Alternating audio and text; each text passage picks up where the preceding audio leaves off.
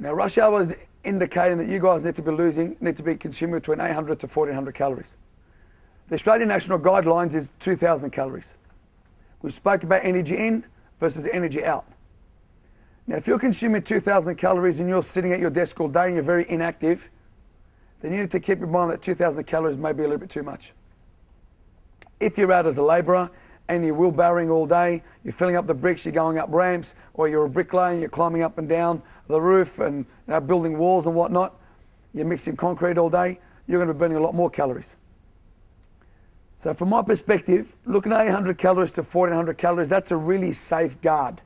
Now, 800 calories is what we call a very, very low calorie diet. It's something that is unhealthy to be eating on a regular basis. That's why the accelerator that I give you guys is for Mondays and Thursdays. And we're sitting on about 800 to 1,000 calories. The Australian guidelines, like I said to you, was 2,000 calories. But if we're not burning those 2,000 calories and we're consuming 2,000 calories, what happens to our bank account? Goes up. We don't want a big bank account, we want a little one. That's a sample of an 800 calorie diet. That's only 800 calories. Now, I'm guessing that most of you could eat that in one sitting, breakfast or even as a snack. But that's a sample of 800 calories there.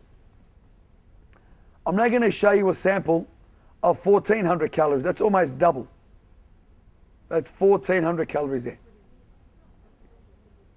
That's not bad, is it?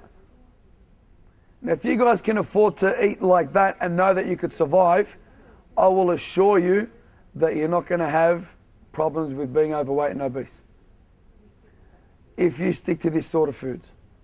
Now, I'm not talking about just eating this, but I'm talking to sticking to about 1,400 calories. Now, keep in mind that as soon as you throw in a couple of pieces of bread, a bar of chocolate, and maybe one glass of wine, you're at about 2,500 calories straight away. All right? If not 3,000 calories. We're talking about purely eating this. So to lose a kilogram of fat, what do we need to burn? 7,000 calories. 7,000 calories to burn 1 kilogram of fat. We have people in this room that have lost 30, 40, and 50 kilos. Now, I want you to do your sums. 50 kilos by 7,000 calories, I'm guessing that's about 350,000 calories. We have an accountant in the room, are we about right there? So for every 10 kilos that you drop, we're looking at about 70,000 calories of energy that you've burnt more than what you've taken in. That's why the weight loss industry is a multi-billion-dollar industry, because it's not easy to lose 3 and 4 and 5 and 10 kilos. Okay. Let's have a look at how many calories are on these foods here. And once you've had a look at that, I then want you to have a look at what you need to do to burn calories. Now, this is 1 hour of exercise, 1 hour of walking, 1 hour of weightlifting, and how many calories you guys are burning as opposed to what you take in when you just eat these foods here. Now there's a big reality check here. Oh, Ray, I was good from Monday to Friday, but Saturday and Sunday I ate the wrong foods. But it's okay because it's Saturday and Sunday. Yeah, but what you ate on Saturday and Sunday might be a double Whopper burger with the chips and a drink and an ice cream, and then you went out and had a couple of drinks that night as well, and a bit of dessert, and you went out for dinner as well, and suddenly you've taken in 5,000 or 6,000 calories over the weekend. And then you come on Monday and eat really well from Monday to Friday, and then Saturday, Sunday comes again.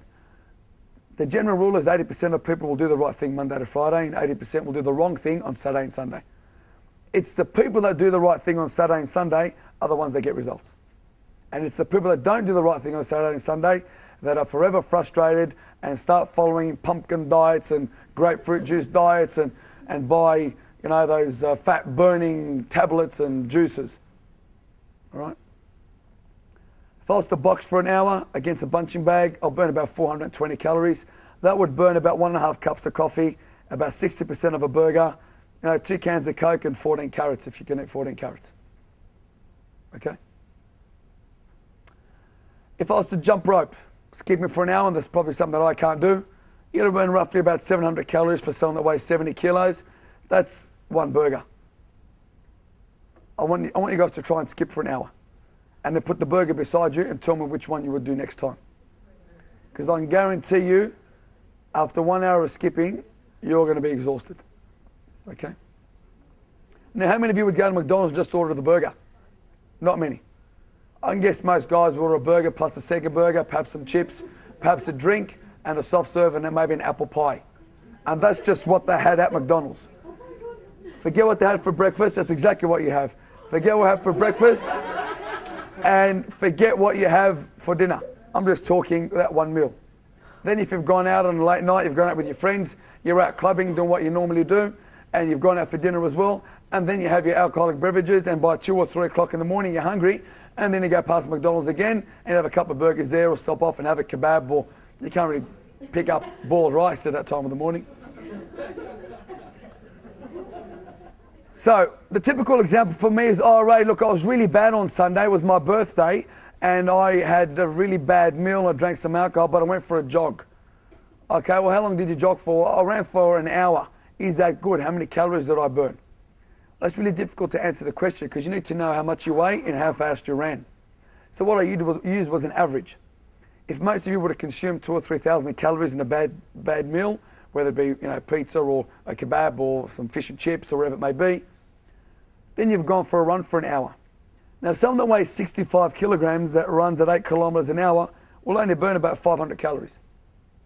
Somebody that weighs 85 kilograms that runs at about 10 kilometers an hour will burn about 816 calories. So if you've taken in 2,000 or 3,000 calories, we're talking about you guys having to cover about 30 kilometers of running, 30 kilometers, not 3, 30 kilometers of running to burn roughly about 2,500 to 3,000 calories. Now let's go back and ask the question again. 30 kilometers of running, most of you will take 30 weeks to do. Now when you turn around and you say to me, all right, but I went for a jog, or how far did you go? I did 2 laps of door ground. Oh, I think I ran 2.5 kilometers. That's how long it is from here to McDonald's and back. Yeah, I did about 4 kilometers.